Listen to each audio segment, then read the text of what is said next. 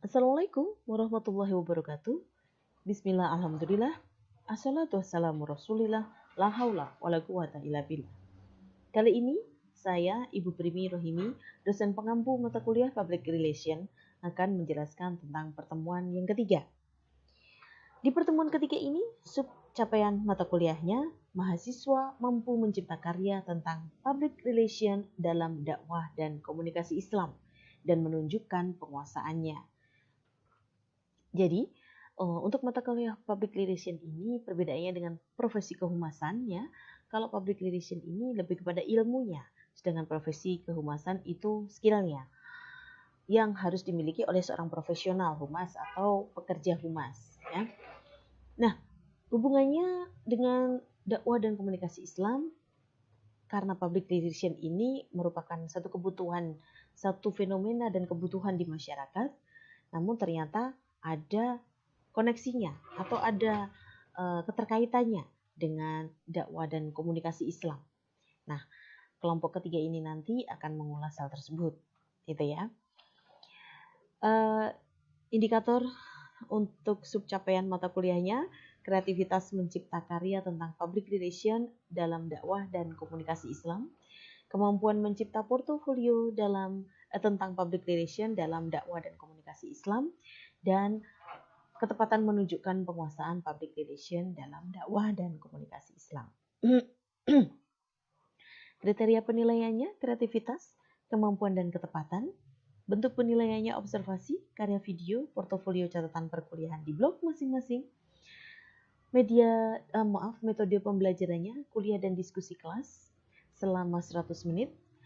Sebelumnya kelompok 2 ya sudah membuat karya video materi tentang public relation dalam dakwah dan komunikasi Islam dan menunjukkannya di kelas. Kemudian kelompok 2 juga pada saat pertemuan ketiga ini mengelola kelas untuk melakukan diskusi dan menunjukkan penguasaan public relation dalam dakwah dan komunikasi Islam oleh peserta perkuliahan. Teknis diskusi atau panduan diskusi daring sudah ada juga videonya dan filenya, nanti bisa diakses. Tugas individunya setelah selesai diskusi menghasilkan portofolio catatan perkuliahan semua mahasiswa peserta public relation ya, yang menunjukkan penguasaan public relation dalam dakwah dan komunikasi Islam di blog masing-masing. Mengunggah URL-nya di Vika, share di WhatsApp group dan email dosen.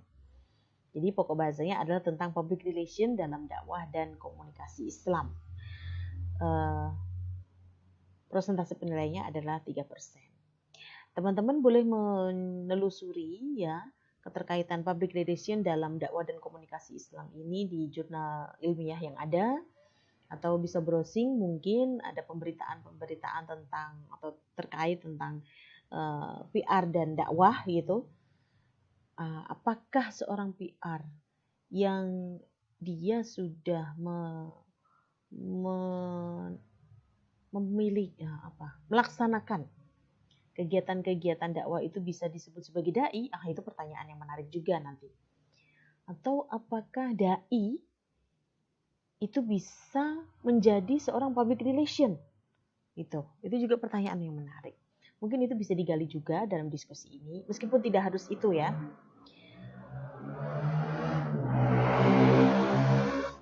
Maaf ada gangguan. Jadi mungkin nanti bisa digali hal-hal yang lain. Sebisa mungkin yang kelompok 2 dapatkan referensinya. Ya, jangan sampai menyulitkan karena nanti ilmu atau informasinya akan berkembang dalam diskusi. Gitu ya. Terima kasih.